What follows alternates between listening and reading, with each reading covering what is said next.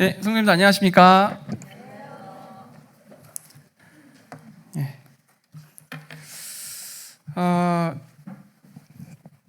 봄이 성큼 다가왔습니까? 왔습니다 이렇게 말씀드리려고 했는데 좀 아침 저녁으로는 아직 좀 추운 것 같아가지고 어쨌든 새로운 시절이 왔는데 잘 지내고 계시는지 모르겠습니다.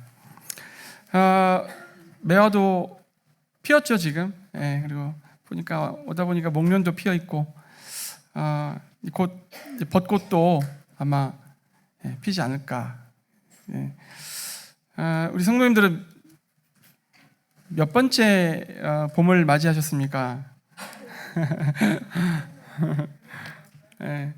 나이가 들통나가지고 봄은요 우리에게 설렘과 기대를 주는 것 같습니다.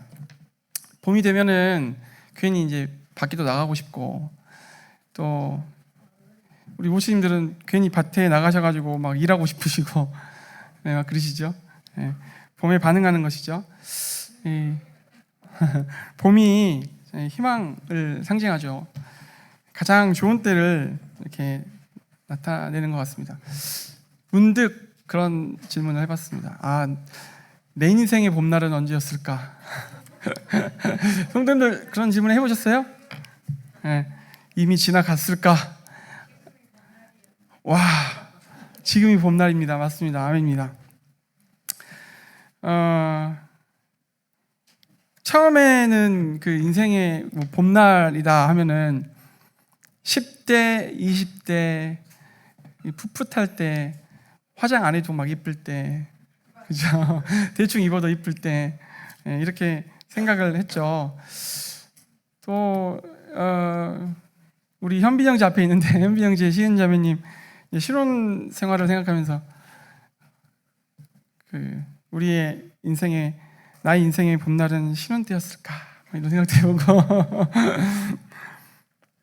제가 한창 애기들 들러매고 이렇게 밥 떠먹여 주려고 막 쫓아다니면서 막 이렇게 먹이고, 애들 그 똥기저귀죠. 죄송합니다. 이러면 써도 되나? 기저귀 가려고 막 이렇게 막 잡아가지고 눕혀가지고 막 애쓰고 있는 그 모습을 우리 그 성도님들 또 주변에 어른들이 보시고는 뭐라고 하십니까? 그때가 제일 좋을 때다. 지금이 가장 좋을 때다. 이런 말씀을 많이 해주셨습니다. 이게 힘이 됐습니다. 그분들의 말씀이 진심이라는 걸 느낄 수 있었습니다. 또 어르신들 말씀이 참 옳잖아요. 참 옳은 것이 많다. 그래서 제가 봄날을 보내고 있구나 하면서 또 위로를 받고, 근데 또 보니까요 그 자녀들을 이렇게 내보내고 나면 또 그렇게 좋으시다던데요. 그래서 그때가 봄날일 수도 있겠고, 나중에 또 자녀가 손주를 낳아가지고 또 오면은 또 그렇게 행복하시다고. 그때가 또 봄날일 수도 있겠고, 어쩌면 봄은 이렇게 우리에게 아까 우리 자매님 말씀하신 것처럼 계속 찾아오고 지금이 봄날이 아닌가 이런 생각해보죠. 그러니까 이런 것들은 우리가 그 마음에 하나님이 없는 사람들도 느끼는 부분인데, 특별히 우리는 이제 그리스도 안에서 우리의 삶이 봄처럼 희망이 넘치는 이유가 무엇인가? 동의하지 않으신가요? 우리 주님 때문이죠. 십자가의 희생으로 나를 구원해 주신 주님, 그리고 변함없이 나와 함께 하시고 우리 삶을 하나님의 영광으로 이끌어 가시는 이 주님 덕분에 어쩌면 우리는 매 순간이 봄이겠다. 다시 한번 여쭐까요? 성도님들의 봄날은 언제십니까? 겨울에 이제 가만히 식물을 제가 별로 좋아하진 않는데 식물을 이렇게 관찰을 하면 얘네들이 정말 아무것도 하기 싫은 듯이 마치 뭔가 속상하고 뭔가 답답하고 뭔가 털어진 것처럼 이렇게 꽁 하고 움츠려져 있습니다. 그렇죠? 마치 뭐 토라진 것처럼. 근데 봄이 되면 언제 그랬냐는 듯이 다시 싹을 틔우고 또 꽃이 피우고 열매를 맺히죠. 봄이 되고 여름이 됐는데 그대로 움츠려져 있다. 그러면 그거는 뭐예요? 좀 문제가 있는 거죠. 염려스러운 겁니다. 동물들도 좀 그런 것 같아요. 동물도 겨울을 지나는 동안 웅크리고 있잖아요. 에너지를 쫙 비축을 하잖아요. 근데 따뜻한 햇살이 쫙 비치고 뭔가 색다른 기운이 이렇게 탁 퍼져 들어올 때 얘네가 이 본능적으로 이것을 알죠. 아, 뭔가 오고 있구나. 봄이 오고 있구나. 아, 곧 밝디 밝은 그 여름날의 햇빛이 비치겠구나. 아, 내가 깰 때가 됐구나. 뭐 이런 생각을 한번 하지 않을까요? 그러니까 일어나겠죠. 우리 사람들도 그 봄이 오면 식물, 동물만 그런 게 아니고 우리가 움츠렸던 세포가요, 이렇게 뭔가 활발하게 활동하는 것 같아요. 그런 느낌을 받으시죠? 뭔가 생기가 돋고 삶의 의지가 생기는 것 같아요. 삶의 의지가 생겨. 좀 살고 싶다. 열심히 좀 뭔가 해보고 싶다. 이런 마음이 봄이 되면은 이상하게 이렇게 피어오르는 것을 느낍니다. 하나님께서 우리의 마음을 새롭게 하시는 것입니다. 그래서 우리의 삶에 그 의지와 어떤 삶의 희망을 주시는 분이 누구신가? 바로 우리의 창조주 하나님이십니다. 우리 마음에 이러한 변화가 있다는 것은 우리가 살아있다는 증거, 생명력이 지금 우리 안에서 작동하고 있다라고 하는 증거일 것입니다. 여러분들 언제나 그랬듯이 그 죄로 가득한 이 세상입니다. 요즘에 뭐 전쟁, 뭐 난리 소문이 많습니다. 뭐 3차 세계대전 뭐 이야기도 막 나오고 이제 이런 상황을 보면 우리 마음이 좀 이렇게 움츠려들고 좀 염려도 되고 그렇습니다. 최근 며칠 동안은 제가 그 뉴스를 보니까 어떤 그 인기 그룹의 무슨 공연으로 아주 대한민국이 떠들썩 하더라고요. 여기 아미 뭐 계십니까 혹시? 뭔지 잘 모르신다는 표정을 지으셔야 팬클럽 이름이 그렇더라고요. 어쨌든 한쪽에서는 전쟁, 한쪽에서는 이렇게 전혀 상관없는 시끌벅적한 이슈들로 세상이 온통 소란스럽고 꼭 뭐 뉴스를 통해서 접하는 세상 문제뿐만 아니라 머리 갈 것도 없죠. 우리의 그 죄로 가득한 우리의 매일의 삶을 우리가 마주할 때, 우리 현실적인 문제들을 마주할 때, 가정 문제, 그죠? 뭐 직장 문제, 또 뭐 교회 문제, 교회도 문제가 많죠. 이런 것까지 참 우리 마음을 복잡하고 산란하게 만드는 것 같습니다. 그래서 하나님의 말씀이 필요하지 않는가? 하나님의 약속이 이 봄날의 햇살과 같이 우리의 마음을 비추면 우리의 삶이 바르게 정돈되고 또 희망을 만들어내고 또 주님을 향해서 살아갈 의지를 또 창조해내는 것 같습니다. 하나님의 말씀은 살았고 운동력이 있어 좌우의 날선 어떤 검보다 예리하다. 혼과 영과 및 관절과 골수를 찔러 쪼개기까지 한다. 하나님 말씀이 생명입니다. 오늘 마가복음 말씀을 좀 보려고 하는데요. 마가복음 9장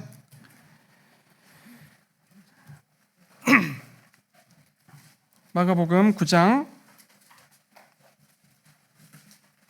14절 이하 말씀을 보겠습니다.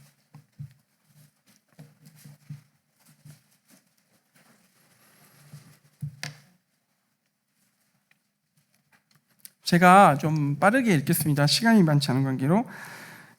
마가복음 9장 14절.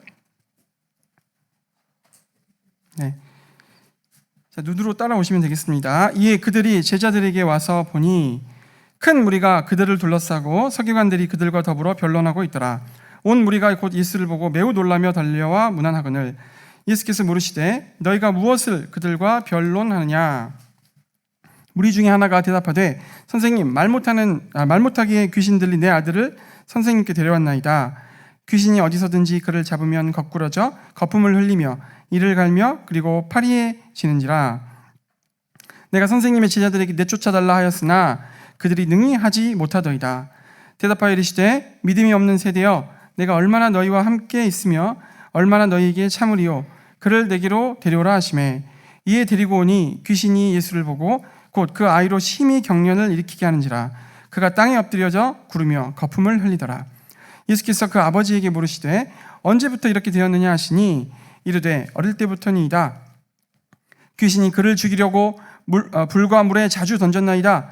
그러나 무엇을 하실 수 있거든 우리를 불쌍히 여기사 도와주시옵소서. 예수께서 이르시되 할 수 있거든이 무슨 말이냐? 믿는 자에게는 능히 하지 못할 일이 없느니라 하시니 곧 그 아이의 아버지가 소리를 질러 이르되 내가 믿나이다. 나의 믿음 없는 것을 도와주소서 하더라.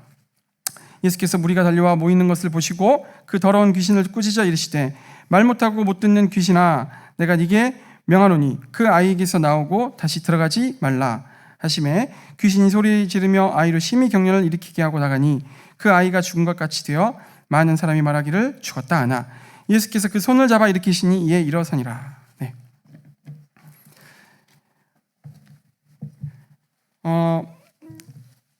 귀신 들린 아이를 고치신 예수님의 사역을 기록한 내용입니다. 예, 본문 말씀은 마가복음뿐만 아니라 마태복음, 누가복음에도 같은 내용이 그대로 기록되어 있습니다. 14절에 오늘의 주제는 믿음에 대해서 이야기해야 될 것 같은데 주제를 좀 달리 잡았네요. 예. 하나님은 들으시고 역사하십니다 라는 주제로 말씀을 대하겠습니다.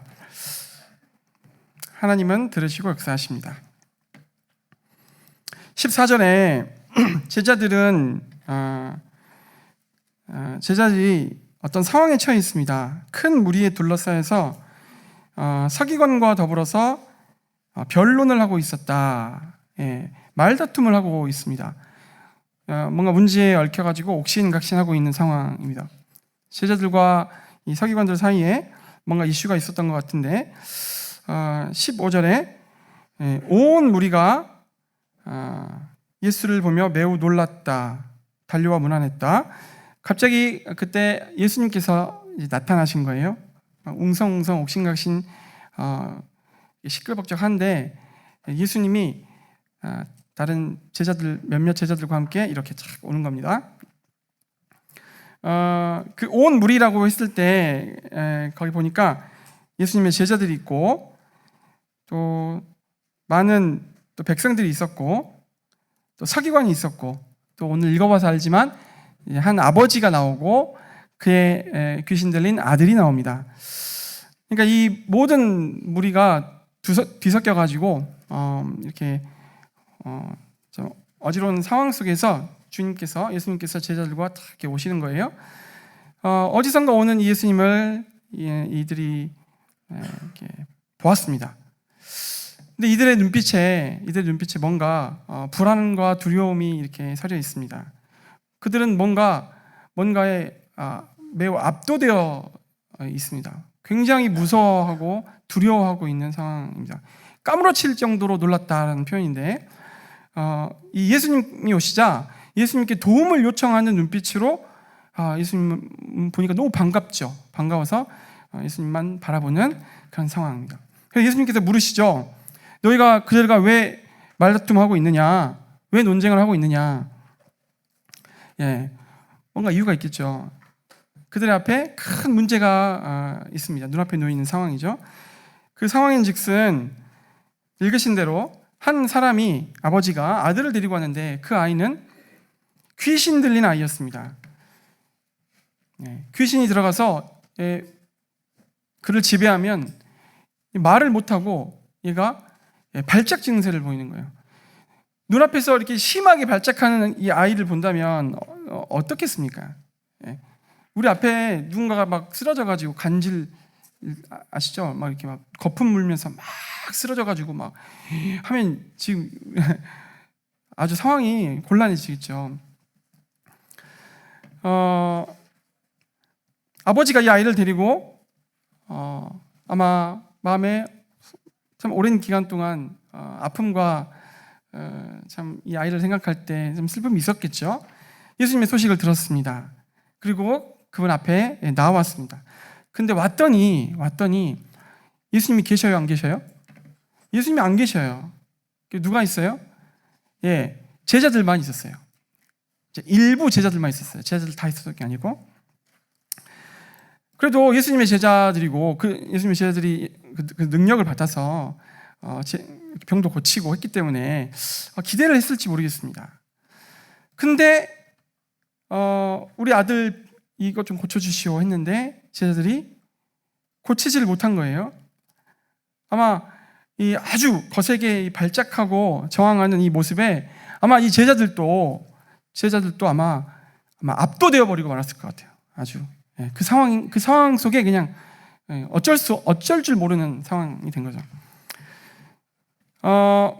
그 모습을 본 그 서기관들, 예수님과 제자들을 송사하려고 지켜보고 있었던 이 서기관들은 기회는 이때다 하면서 예수님과 제자들을 싸잡아가지고 그들의 무능함을 또 너희들이 하나님으로부터 온 자들이 아니다라고 하면서 공격을 했을 것입니다. 사람들 앞에서 막 말을 했을 거예요. 그것을 들은 제자들은 어땠을까요? 가만히 있었을까요? 아니죠. 근데 그들로부터 능력이 나아가지 않고 귀신을 쫓아내지 못해가지고 아마 굉장히 지금 주눅이 들어있는 상황일 수도 있고 말다툼이 일어났습니다. 정말 제자들은 공경에 처해 있고 백성들은 어떤 면에서 실망하고 의심하고 있습니다. 우리 예수님은 어디 계셨을까요? 이제 그 앞에 보시면 9장 2절부터 보시면 예수님께서 베드로와 야고보와 요한 이 세 제자를 데리고 높은 산에 가셔가지고 거기서 자신의 어떤 변화된 모습을 보여주십니다. 대단한 특권을 이 제자들이 누렸죠. 그분이 이렇게 변화되실 뿐만 아니라 갑자기 엘리야와 모세가 딱 나타나가지고 예수님과 막 대화를 하는 것이에요. 엘리야와 모세가 누굽니까? 이 유대인들, 이 이스라엘을 대표하는 선지자, 유대인들이 가장 존경하는 이분들이 나타나가지고 예수님과 대화를 하는 모습을 지금 세 명의 제자들이 목도한 거죠. 그러면서 이제 이 베드로는 또 이렇게 얘기합니다. 여기 있는 것이 좋사오니 여기다 초막 짓고 그냥 이대로 눌러 앉고 살고 싶습니다. 근데 6절에 보시면 그들이 몹시 두려워했다 나오거든요. 무서워했다. 이것도 우리가 14절 이하에서 봤던 그 무서워함과 비슷한데 엄청난 경외감과 두려움에 사로잡혀가지고 자기가 무슨 말을 하는지도 모르는 말을 했어요. 근데 어쨌든 그 고백이 어쨌든 진심이긴 진심이었을 거예요. 환상 속에서 예수님의 진면목을 보고 났는데 그 상황이 또 금방 끝나버렸어요. 끝나버리고 다시 현실로 뿅 하고 돌아왔습니다. 여운이 아직 가시지 않았을 것이에요. 베드로와 야고보와 요한이 이 영광스러운 모습으로 배양되신 예수님을 봤으니까 이제 그 믿음에 사로잡혀가지고 대단한 믿음을 발휘하면서 이제 살아가는 게 마땅할 것 같은데, 근데 내려와서 보니까 어때요? 이 현실이 진흙탕 같은 거예요. 마치 모세가 시내산에서 이 계명을 받고 내려왔을 때 그 백성들이 금송아지 우상을 섬기면서 이렇게 했던 것처럼 이 현실이 진흙탕인 거예요. 동료 제자들은 아주 어려움에 빠져 있습니다. 그 귀신을 쫓아내려다가 실패해가지고 그 패배감에 젖어 있습니다.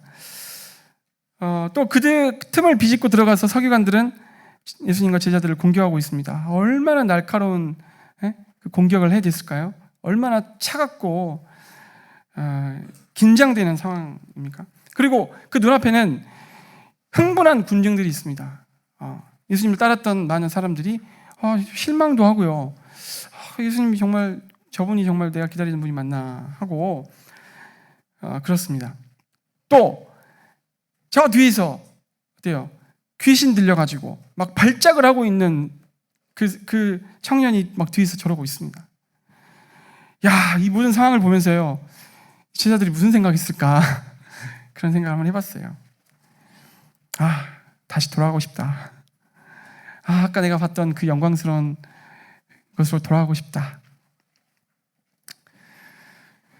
그런데 주님께서 그들을 변화산상으로 다시 데려가시지 않습니다. 그 환상 중에 만났던 그 예수님이 아니라 현실 속에서 예수님을 만나고 그분의 음성을 들으라고 하시는 것 같습니다. 구름이 쫙 가려지고 이는 내 사랑하는 아들이니 너희는 그의 음성을 들어라. 3월달은 개인적으로 힘든 달입니다.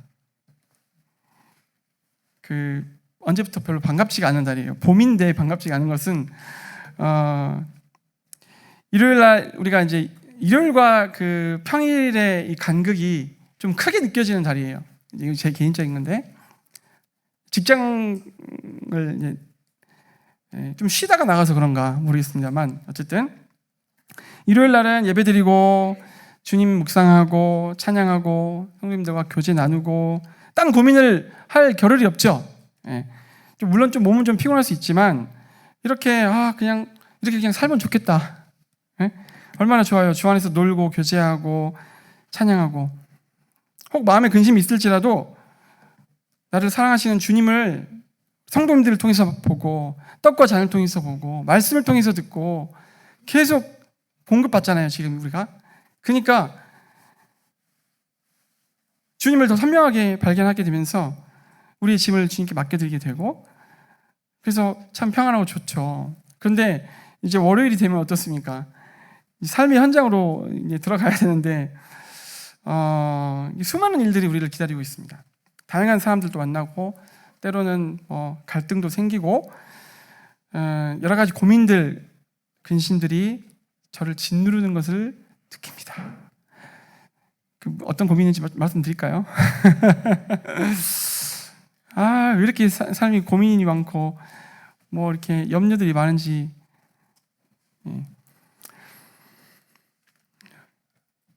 현실로 나아가면 이 현실에 압도되어 버리는 거예요. 교회에서 내가 있고 그래서 좋은데 교회 문을 나서면 기다렸다는 듯이 나에게 달라붙습니다. 이런 염려들이.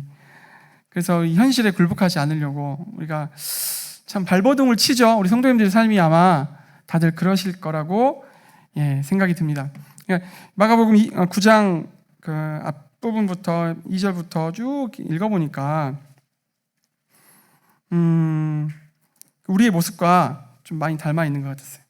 변화산상에서 그리스도의 모습을 그 영광스러운 모습에 압도되어 가지고 정말 주님과 이곳에서 영원히 있고 싶습니다. 이렇게 내가 무슨 말을 하는지도 모르는 말을 막 할 정도로 마음이 업됐다가 근데 딱 내려와 보니까 어때요? 와, 이거는 진흙탕이에요. 죄와 귀신들의 활동과 내 안에서 일어나는 모든 이 죄의 열매들을 우리가 경험하고 느끼면서 고민하면서 이제 이 현실에 압도되는 거죠. 어쨌거나 이 제자들이 이제 돌아와 봤더니 현실이 엉망진창, 난국입니다. 이 귀신 들린 아들을 보는 아버지의 마음은 또 어땠을까? 얼마나 아프겠습니까? 누가복음에 보시면 이 아들이 그냥 아들이 아니고 외아들이라고 나옵니다. 외아들. 귀신이 괴롭히기 시작해요. 꼬꾸라져요. 거품을 물고 막 침을 흘리면서 막 몹시 상하고 막 불로 막 던져놓고 주체가 안 되는 거예요. 막 물로 뛰어들게 하고. 그래서 예수님에 대한 소식을 듣고 왔는데 당신의 제자들에게 귀신을 내쫓아달라고 구했는데 그들이 못하는 거예요.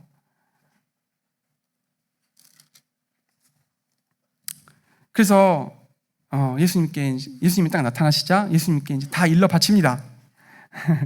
당신 제자들이 이거 아무것도 못하던데요 하면서 일러 바쳤습니다.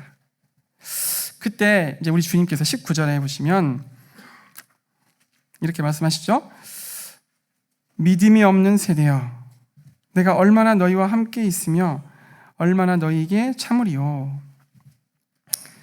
주님은 어떤 특정 어떤 인물, 제자들만 책망한 것도 아니고요, 서기관들한테 막 책망한 것도 아니고, 믿음이 없는 뭐라고 있어요? 믿음이 없는 세대여. 또 마태복음에서는 믿음이 없고 패역한 세대여 이렇게 나오거든요. 그러니까 현실에 갇혀서 믿음을 발휘하지 못하는 이 제자들에게도 해당되고, 이 변론만 일삼으면서 어떻게든 예수님을 부정하려고 하는 이 서기관들에게도 해당하고, 계속 표적을 구하면서 내 말 안 들어주면, 내가 원하는 거 안 이루어주면 내가 안 믿을 거예요 하면서 따라다니는 이 믿음 없는 백성들도 마찬가지고, 또 이 아이의 아버지도 지금 마음에 보니까 믿음이 있어요, 없어요?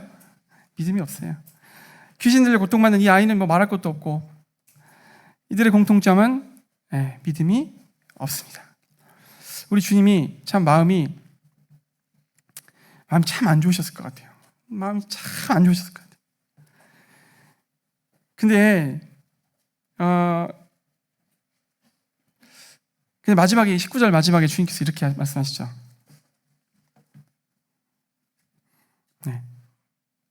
뭐라고 하시죠? 그를 내게로 데려오라. 이거 얼마나 멋진 말씀이에요. 그를 내게로 데려와라. 문제를 내게 가지고 나와라. 이 말을 들었을 때 이 아버지의 마음에 이 사그라들던 희망이 다시 탁 생겨나는 것입니다. 그렇습니다. 우리가 이 문제를 주께로 가지고 나아가면 다시 희망이 생기는 것입니다. 봄이 찾아오는 것입니다. 21절에 예수님께서 아버지 이 사람에게 물으십니다. 언제부터 이렇게 되었느냐? 예수님께서 바로 고쳐주시면 좋은데 굳이 질문을 하시네요. 언제부터 이렇게 됐니? 주님이 모르셨을까? 제가 보니까 성경을 이게 좀 보니까 그 주님께서 이렇게 질문을 하실 때는 몰라서 하시는 게 아니더라고요. 하나님께서 아담을 찾으셨죠. 네가 어디 있니? 어디 있냐 할 때 정말 숨막꼭질 하신 거 아니잖아요. 다 아시잖아요. 뭐예요? 기회를 주는 것이죠.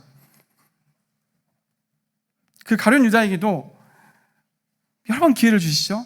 네가 나를 입맞춤으로 파느냐? 그의 진심을 물어보는 걸까요? 기회를 주는 것입니다. 베드로에게도 여러 번 질문하셨고, 또 마지막에 네가 나를 사랑하느냐? 결국 주님이 아십니다 이렇게 고백하잖아요. 주님이 아시죠. 주님 다 아시죠. 그런데 왜 물어보시냐? 우리에게 우리 마음을 정돈할 수 있는 기회를 주시는 것 같아요. 주님께서 뭔가 말씀을 통해서든 어떤 상황을 통해서 나에게 이래도 되나? 이렇게 사는 게 맞나? 저 말씀은 저런 뜻인가? 하고 뭔가 툭 하고 돌을 던지십니다. 질문을 던졌을 때 이것은 어쩌면 우리로 하여금 그 문제에 대해서 생각하고 우리가 돌이킬 것이 있거나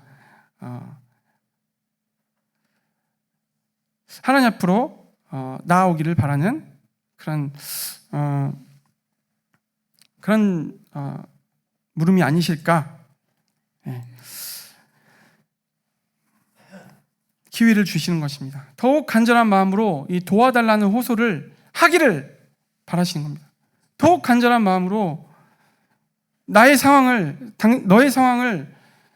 직시하고 이 능력 많은 나를 온전히 바라볼 수 있도록 이렇게 우리 마음을 이렇게 정돈시키시는, 마음을 이렇게 흔들어서 다시 똑바로 보게 하시는 거죠. 22절 22절 대답을 하고요. 또 이렇게 얘기합니다. 아버지가 이제 요청을 하죠. 무엇을 하실 수 있거든 우리를 불쌍히 여기사 도와주시옵소서. 뭐라도 좀 할 수 있으면요, 저 좀 도와주세요, 제발. 죽겠어요. 이 아버지의 요청을 들으셨을 때 우리 성도님들의 마음이 좀 어떠십니까? 우리가 이제 이 부분을 보면 좀 약간 거북하게 듣죠. 예, 그의 말투에 절박함이 있습니다. 그런데 또 동시에 그의 이 말투에 약간의 이 불신과 의심이 서려 있습니다. 어쩌면 예수님의 제자들로부터 한번 실망을 한번 했기 때문에 그런지 모르겠습니다. 어쨌든 이걸 통해서 이분이 이 아버지가 온전히 예수님을 그분을 믿지 못했던 것 같습니다. 주님께서 조금 마음에 차지 않으셨던 것 같아요. 바로 고쳐주실 만도 한데 마음에 차지 않으셨어요. 다시 물어보셔요. 다시 한번 생각해봐. 야, 이거 너 틀렸어. 다시 한번 생각해봐. 이런 거예요. 23절 우리가 함께 읽어볼까요? 아니, 죄송합니다. 23절을 제가 읽겠습니다. 예수께서 이르시되 할 수 있거든이 무슨 말이냐? 믿는 자에게는 능히 하지 못할 일이 없느니라. 그가 가졌던 그 의심과 불신을 예수님은 분명히 명확하게 보셨습니다. 약간 서운해하시는 뉘앙스가 느껴지죠. 예. 뭐라고 말했어? 할 수 있냐고? 영어에도 보면은 if you can 뭐 이렇게 네가 할 수 있으면, 당신이 할 수 있으면 이렇게. 그 말이 무슨 말이냐? 근데 참 우리의 모습을 보죠. 우리의 모습을 발견합니다. 예. 우리가 어떻게 기도하시나요? 우리도 이렇게 기도하고 있지 않습니까? 혹시 주님 이렇게 혹시 가능하면 이렇게 좀 해주시면 안 될까요? 근데 아무리 생각해도 제가 봤을 때는 좀 어렵죠? 예, 그런 것 같아요. 어려워요. 근데 이제 기도는 해야 되니까 합니다. 이렇게 해요. 주님은 우리에게도 같은 마음이시라는 거예요. 할 수 있거든이 무엇이냐? 섭섭하다. 내가 누군지 너 모르니 나를 더욱 신뢰하길 바란다. 그때 이 아버지가 예수님 말씀을 듣고 머리를 한 대 탁 맞은 것처럼 자신을 급히 돌아보고 이렇게 고백을 합니다. 24절 같이 한번 읽어볼까요? 시작. 곧 그 아이의 아버지가 소리를 질러 이르되 내가 믿나이다. 나의 믿음 없는 것을 도와주소서 하더라. 예, 이 아버지가 즉시 소리 지릅니다. 생각할 겨를, 고민할 겨를도 없이요, 즉시라고 합니다. 즉시. 네, 제가 당신을 믿습니다. 근데요, 혹시 내가 믿음이 없는 것이면요, 당신이 아시잖아요. 저 좀 도와주세요. 믿는 자에게 능치 못함이 없다고 하셨으니까 제가 당신을 믿고 싶은데 혹시 제 믿음이 온전한 믿음이 아니면 이거 믿음 없는 걸 좀 도와주십시오. 네, 이렇게 기도합니다. 이 고백 어떠십니까? 저는 이분의 고백이 참 좋더라고요. 이렇게 기도하니까, 이렇게 기도하시는 이분의 이 고백이 참 좋았습니다. 그의 고백이 참 정직해서 좋고, 참 어떻게 보면 우리가 그 하나님께 평소에 드리는 기도의 어떤 샘플? 정말 인간적인 눈으로는 도저히 안 될 것 같은 그런 상황들에 대해서 우리가 하나님을 주님을 믿습니다. 근데 저 믿음이 없는 것이면 좀 도와주십시오. 이렇게. 이 아버지는 예수님을 마주했을 때 처음에는 어떤 실망, 불신, 의심으로 시작했지만 이제 믿음으로 나아가는 모습이 보이죠. 참 인상 깊습니다. 예. 너무나 크고 막막한 현실 앞에서 과연 저분이 정말 그리스도일까? 의심이 들지만 간절한 마음으로 담대하게 고백하는 이 모습이 참 좋았습니다. 어쩌면 우리의 모습과 같다. 주님, 제가 당신을 믿습니다. 혹시 제가 믿음이 없는 것이면 저를 좀 도와주십시오. 우리 주님께서 이 고백을 기뻐하시는 것 같습니다. 이런 고백은 어쩌면서 우리가 구도자뿐만 아니라 우리 그리스도인들에게도 참 이런 같은 마음으로 나아가는 것이 필요하겠다. 주님께서 뭐 여기 나오진 않지만 뭐 이렇게 마음에 생각하시지 않았을까요? 그래, 그래, 그거면 됐다. 네, 그거면 됐어. 참 이 부분을 보면서 우리 주님께서는 이 귀신 들린 아이의 아버지로 하여금 이 고백을 하도록 이끄시죠. 네, 이끄십니다. 안 믿었어요, 처음에는. 믿게 만들잖아요. 네, 믿음으로 인도하십니다. 또 그 고백을요, 저는 이제 여기에 좀 묵상이 있었는데 그 고백을 친히 들어주셨다는 사실이 참 감동이 됐습니다. 그 아버지의 답답한 마음을 우리 주님이 들어주셨어요. 주님은 들으십니다. 뭐 뻔한 얘기, 뭐 당연한 얘기죠. 주님이 진짜 들으십니다. 주님이 정말 들으십니다.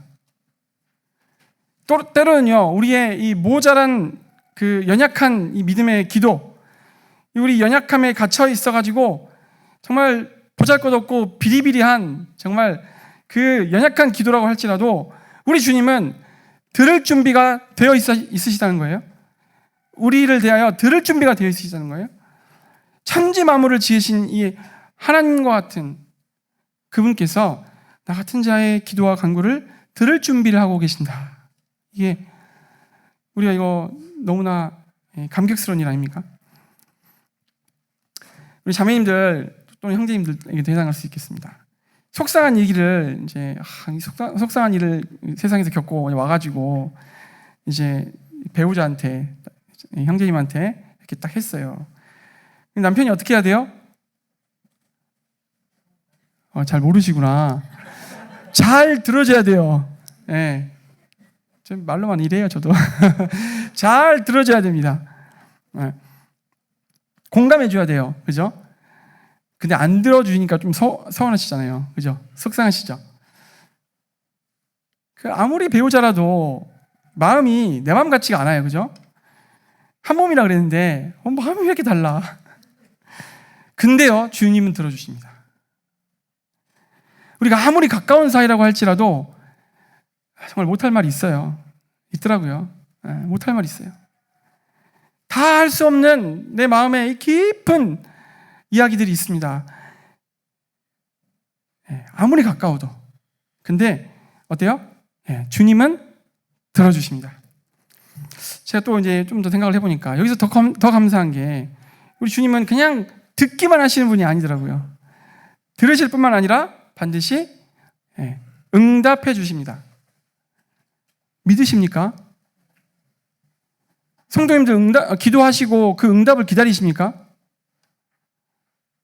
잘 안 기다리십니까? 우리가 기도하는 이유가 뭐예요? 응답받기 위해서죠. 그런데 응답받는 것을 기대하지 않고 기도만 한다? 이것은 기도를 위한 기도인가요? 우리가 정말 진정으로 응답을 기대하는 그런 기도가 되었으면 하는 이런 마음이 있습니다. 그 하나님의 응답이 내 마음에 흡족하지 않을 수가 있죠. 근데 주님이 우리 기도를 들으시고 주님의 뜻과 방법대로 역사하신다라고 하는 이 사실에는 전혀 변함이 없습니다. 주님은 들으시고 반드시 응답하십니다. 상황을 내가 요청드린 대로 바꾸시기도 하죠. 그럼 이제 우리는 그때는 응답받았다고 하고, 근데 주님이 나를 바꾸셨어. 내 마음을 바꿔버리셨네. 그건 응답 안 된 건가요? 그것도 응답된 거죠. 내 주변의 환경들을 바꿔버리셨어요. 응답된 겁니다. 하나님은 반드시 역사하십니다. 그런 믿음을 참 발휘할 수 있기를 우리가 간절히 바라야겠습니다. 이 귀신 들린 아이의 아버지가 어떻게 고백했습니까? 내가 믿나이다. 나의 믿음 없는 것을 도와주십시오. 우리도 이렇게 고백하면 어떨까요? 제가 믿습니다, 주님. 근데 제 믿음 없는 거 아시잖아요. 저 좀 도와주세요. 그럴 때 주님께서 들으시고 역사하십니다. 주님은 여전히 우리에게 말씀하시죠. 그를 내게로 데려오라. 문제를 주님께 가지고 나와라. 내가 들어줄게. 내가 응답해 줄게. 우리가 정말 믿음으로 주의 보좌 앞으로 담대히 나아가야겠습니다. 제가 이제 이 부분이 이제 믿음과 관련된 부분이긴 한데 좀 포커스가 우리 하나님은 들으시고 반드시 응답하시는 분이다. 여기에 이제 포커스가 좀 있긴 한데요. 제가 이제 믿음에 대해서 생각을 하면서 제가 참 믿음이 없다. 나에게 과연 믿음이 있는가? 나는 과연 어느 정도 포기를 할 수 있을까? 이 겨자씨만한 믿음이 나에게 정말 있을까? 내가 참 우리가 예수님을 구주와 주인으로 이렇게 믿었잖아요. 이 믿음이 생긴 거잖아요. 근데 그 믿음은 정말 은혜로 받았는데 기적이죠. 기적이죠. 근데 우리가 삶에서 믿음으로 사는가? 정말 참 믿음이 없다 이런 생각을 하면서 문득 이제 어떤 상황이 생각이 났어요. 제가 이제 간증인데 아침에 이제 애들을 학교 가려고 깨웁니다. 이제 큰 딸부터 깨웁니다. 큰 딸부터 이제 가서 야 일어나.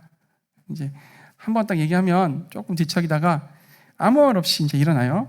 그리고 이제 자기 루틴이 있을 거 아니에요? 여기 우리 주애가 있나요 지금? 없죠. 네. 루틴을 따라서 이제 씻고 머리를 만지고 이제 거울을 보고 있나요? 있네요. 참 거울을 봅니다. 서로 아무 말도 안 합니다. 말 걸면 째려보겠죠. 그래서 아이가 뭔가 많은 생각을 하고 있는 것 같아요. 오늘 학교 가서 뭘 해야 되고 오늘 뭐가 있고 그리고 오늘 무슨 옷을 입어야 되고 이렇게 이런 생각을 하고 있는 것 같습니다. 뭔가 생각은 있는데 저한테 얘기해요, 안 해요? 당연히 안 합니다. 어차피 얘기해봤자 도움도 안 되고 그렇게 생각할지 몰라요. 이 아이의 판단이 옳은 것 같습니다. 제가 해줄 수 있는 게 없어요. 점점 이제 해줄 수 있는 게 줄어드는 그런 나이.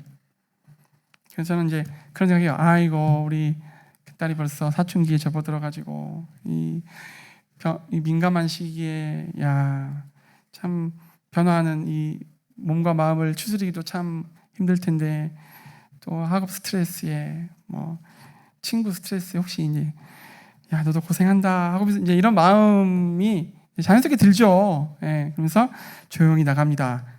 제가 잔소리만 안 해도 다행입니다. 또 이제 그 다음에는 둘째랑 셋째를 깨우러 갑니다. 얘들이 이제 아직 어리잖아요. 변성기도 지나지 않은 그 목소리로 학교 가야 돼 이러면서 이제 가기 싫어 더 자고 싶어 이렇게 이제 반응을 보입니다. 빨리 일어나, 빨리 일어나야 돼. 그러면서도 이제 일어나야 되는 모습을 보면 이제 아버지는 어때요? 부모는 그냥 자식 생각하면 좀 짠하잖아요. 항상 그냥 짠한 느낌이 있잖아요. 그래서 저 어린 것이 벌써 자기 짐을 이고 살고 있구나. 아이고 녀석 많이 컸네. 죄송합니다. 아주 저는 스파게 어린데 이런. 얘네도 지금 일어나면 잠들 때까지 학교 갔다가 공부도 하고 학교에서 여러 가지 일도 겪고 밤늦게까지 쓰겠네. 실제로 애들이 그런 스트레스를 받으면서 살고 있습니다. 그 다음에 이제 누구를 깨울까요? 막둥이를 깨웁니다. 막둥이는 제 바로 옆에 있는데 제일 늦게 일어납니다. 일어나. 절대 안 일어납니다. 일어나. 안나 일어나. 빨리 일어나. 근데 제가 이 녀석을 가만히 관찰하는데 얘는 진짜 아무 생각 없이 정말 아무 생각 없습니다. 아무 생각 없이 잘 잡니다. 지가 지금 안 일어나면은 어떤 일이 생길지에 대한 그 불안과 염려가 있어요, 없어요? 전혀 없어요. 시간에 쫓기는 건 저하고 제 자매뿐이에요. 그래서 그대로 들어가지고 변기에다가 앉혀가지고 쉬하면 씻겨가지고 다시 들어가지고 수건으로 닦아가지고 들어가지고 침대에 눕혀가지고 옷과 이 속옷과 옷들을 착착착 입힙니다. 걔는 이러고 있어요. 와, 무슨 영국 왕실 공주도 아니고.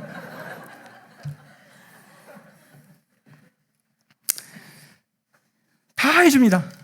제가 좀 잘못 키우고 있죠. 근데 막둥이께 어쩔 수 없어요. 그 녀석이 감당해야 될 짐마저도 다 부모가 지고 있는 것을 제가 느낍니다. 근데 이 녀석이요, 미안해하지도 않아요. 얼마나 당당한지 모릅니다.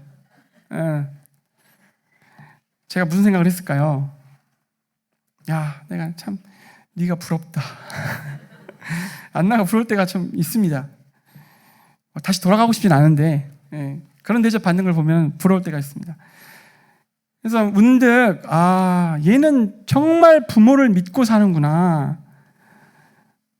부모가 하라는 대로 이끄는 대로 뭐 안 되면 막 울고 주저앉아버리고 막 떼쓰고 될 때까지 막 해달라고 하고, 왜 이렇게 얘가 이렇게 할 수 있을까 생각해 보니까 부모를 어때요?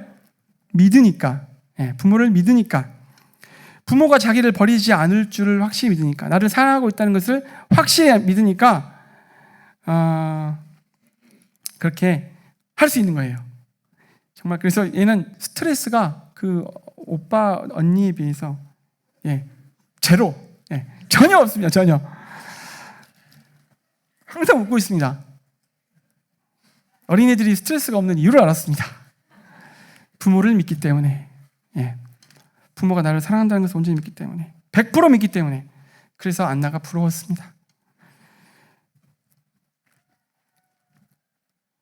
저 녀석은 내가 지 원하는 거 들어주고 반응할 거라는 것을 믿고 있구나. 저도 아이를 실망시키고 싶지가 않습니다. 하나님을 향해서 나도 저런 마음이면 참 좋겠다. 문제는 믿음이죠. 주님을 향한 믿음으로 살았으면 참 좋겠습니다.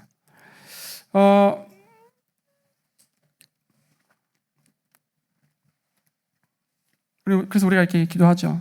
왜 이렇게 주님 저는 이렇게 믿음이 없습니까? 믿음이 작기는커녕 믿음이 없는 것 같습니다. 이거 믿음이 작은 것은 아니고 믿음이 없는 것 같은데요. 주님 저를 좀 도와주십시오. 주일뿐만 아니라 나머지 6일이 그 변화산상에서 주님을 만난 그 믿음으로 충만했던 그 제자들과 같이 마치 우리가 마냥 이 꿈속에 살고 있는 사람 마냥 비현실적인 생각에 사로잡혀가지고 그렇게 사는 마냥 슬픔 중에도 감사를, 절망 중에도 소망을, 우리가 참 그렇게 살았으면 좋겠다. 마지막 말씀 한 구절 보시고 말씀을 마무리하려고 합니다. 요한일서 5장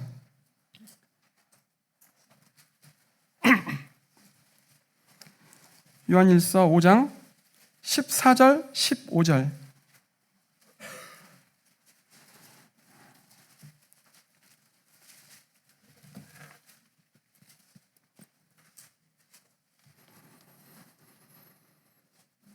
(14절) (15절)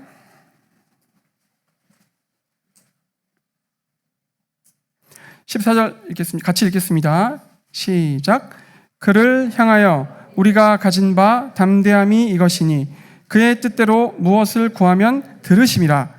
우리가 무엇이든지 구하는 바를 들으시는 줄을 안즉 우리가 그에게 구한 그것을 얻은 줄을 또한 아느니라. 우리가 죄인일 때는 하나님 앞에 나설 수조차 없었던 그런 사람들이었는데 예수 그리스도를 통해서 하나님의 자녀가 되었기 때문에 이제 우리가 눈치 보지 않고 우리 마음을 그냥 솔직하게 하나님 앞에 정직하게 쏟아낼 수 있게 되었다는 뜻이죠. 이 담대함이 어디서 나온 거예요? 이 신뢰관계. 이 신뢰관계에서 나오는 이 당당함입니다. 우리 주님은 들으십니다. 주님이 들어주시면 되는 거 아닌가요? 그래도 안 돼요. 그래도 남편이 들어줘야 되고 형제님이 들어줘야죠. 맞습니다. 주님이 우리 음성을 듣고 계시면 된다. 하나님은 믿음의 기도를 들으시고 반드시 응답하신다. 예. 그리고 그 아버지의 그 정말 고백처럼 내가 믿나이다. 나의 믿음 없음을 도와주소서.